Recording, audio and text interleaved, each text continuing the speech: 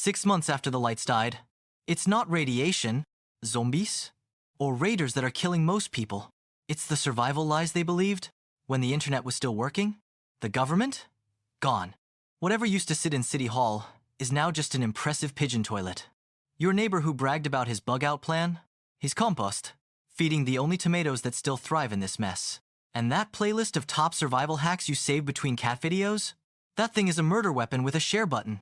Welcome to the actual Wasteland, where TV hosts had backup crews, movie heroes had stunt doubles, and your Pinterest board makes better kindling than guidance. Out here there's no prize money, no confessionals, just you, entropy, and a planet that has been trying to delete mammals since forever. Golden rule. Stories get you killed, science buys you one more day. Today, we're putting 10 of the deadliest survival myths under a microscope and beating them to death with physics. Myth 1. If you're really desperate, just drink your own urine. Somewhere, a TV host did this for ratings, and half the world took notes. Here's the boring truth your kidneys would scream if they had a microphone. Pee is what your body didn't want anymore. It's concentrated leftovers, salts, urea, metabolic garbage, filtered out of your blood so your cells don't drown in their own trash. The first time, you drink that back, you give your body a diluted problem. The second time, you're running the same toxins through a smaller pool of water. By the third round, you're basically marinating your organs in concentrate. Kidney stress, confusion, seizures, organ shutdown. Fix. Literally anything else. Morning dew wrung from a t-shirt, rainwater caught in plastic, muddy ditch water run through fabric, and then boiled. Condensed steam from a pot lid or improvised still. Steam doesn't carry dissolved salts or most particles. It's just water changing state. Urine recycling is not closed-loop hydration. It's a slow-motion self-poisoning. Myth 2. Moss always grows on the north side of trees, so it's a natural compass. Kute. Wrong. And deadly. Moss grows where conditions are damp and shaded, not where your 8th grade teacher pointed. In dense forest, that might often be the shady north side. In a canyon, on a boulder, near a stream, or, after the climate went weird, moss will happily carpet whichever side gives it moisture. Rock orientation be damned. Follow Moss as your navigation app, and you're signing up for the scenic route to nowhere, walking in elegant circles until your legs quit. Fix. Use the sky and shadows. The sun rises generally in the east, and sets generally in the west. In the northern hemisphere, it hangs to the south at midday. In the southern hemisphere, it tracks north. At night, use constellations instead of vibes. Locate the Big Dipper, draw a line through the edge of its bowl, up to a bright star. That's Polaris, sitting near true north. No stars? Clouds hate you? Try the shadow trick. Jam a straight stick upright in open ground. Mark the tip of the shadow with a rock. Wait 15 minutes. Mark the new tip. Draw a line connecting the two marks. That line runs roughly west-east. One simple experiment beats a forest full of lying moss. Myth 3. Just follow animals and you'll find safe water. Yes, wildlife knows where water is. It does not know what your intestines can handle. That muddy hoofprint puddle they sip from might be spiked with parasites, farm runoff, dead thing juice, or a sprinkle of fallout for extra seasoning. A deer's digestive system and lifespan are not the same as yours. Worse, water holes are predator hangouts. Everything that eats anything knows prey has to drink. Following trails down to the only water around is like walking into a food court dressed as a coupon. Fix. Prioritize moving water, not still ponds of doom. Seek streams, runoff channels, and springs. Even then, clear doesn't mean clean. Pre-filter through cloth to remove grit, then boil to a rolling boil for at least a minute. Longer at altitude. No pot. Heat dry rocks in a fire, then drop them carefully into a non-melting container of water. Folded tarp, stomach from game, metal can with the lid peeled back. You're not trying to make it pretty. You're trying to make it survivable.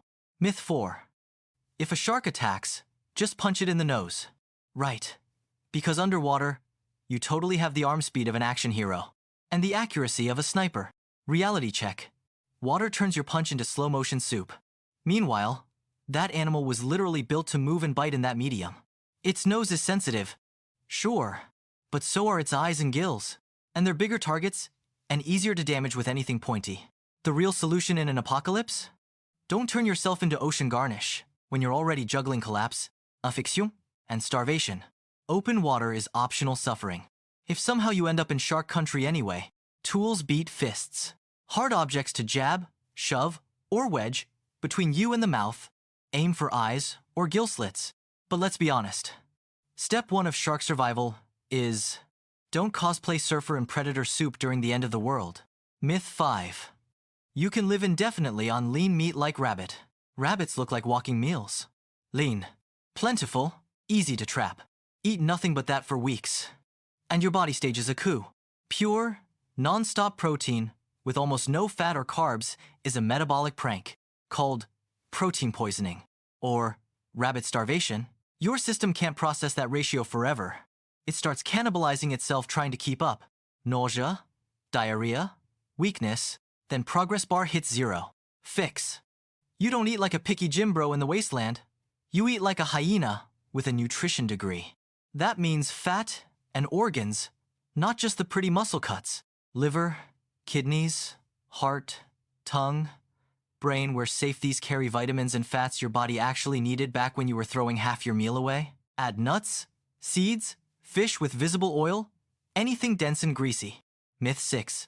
Rubbing any 2 sticks together will give you fire if you're determined enough. Hollywood loves this one. 2 twigs, a heroic montage, boom, campfire. In reality, you get blisters, a bad mood, and maybe a faint whiff of warm wood.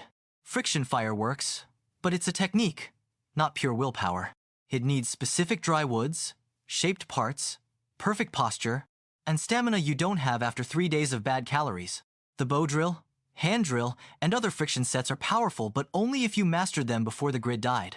Trying them for the first time while hypothermic is how you become a cautionary campfire ghost story. Fix. Stack the deck in your favor long before collapse. Carry a lighter ferro rod, matches in waterproof containers. When forced to improvise, use physics shortcuts.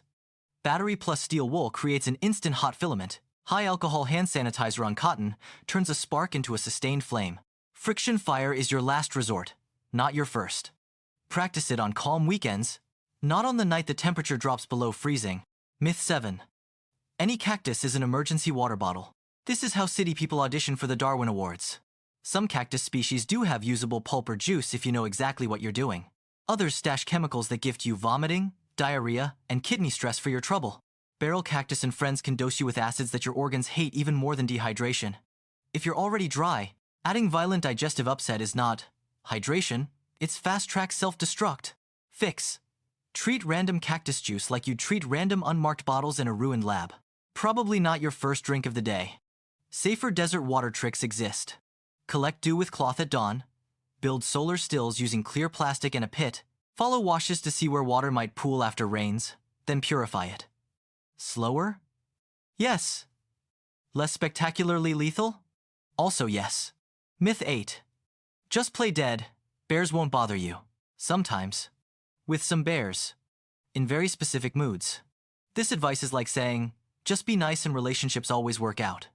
Context matters. A bear defending cubs or surprised at close range may back off if you curl up, protect your neck, and stop acting like a threat.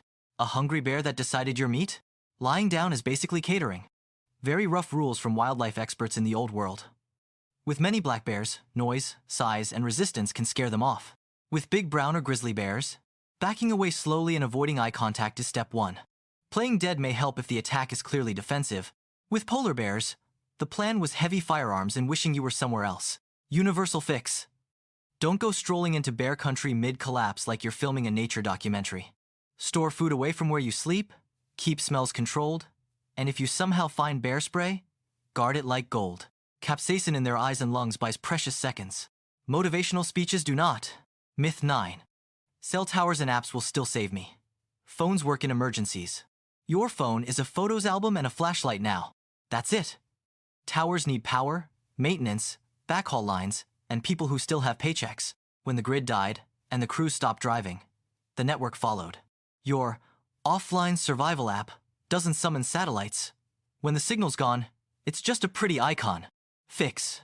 Drag your brain back to analog, paper maps, and a cheap compass. Landmark memory. Sketching simple route diagrams. Two-way radios and ham rigs if you're lucky and study before the fall.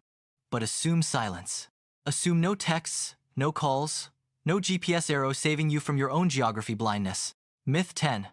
If I saw it in a viral survival clip, it has to work. Here's the nastiest myth of all: the idea that popularity equals truth. Someone yelled confidently into a camera while wearing tactical pants, so it must be correct. Out here, that confidence can turn into a shallow grave. Algorithms rewarded drama, not accuracy. Jump cuts and cool music hide the parts where producers cut in extra gear or edited out failures. The Wasteland does not edit your mistakes.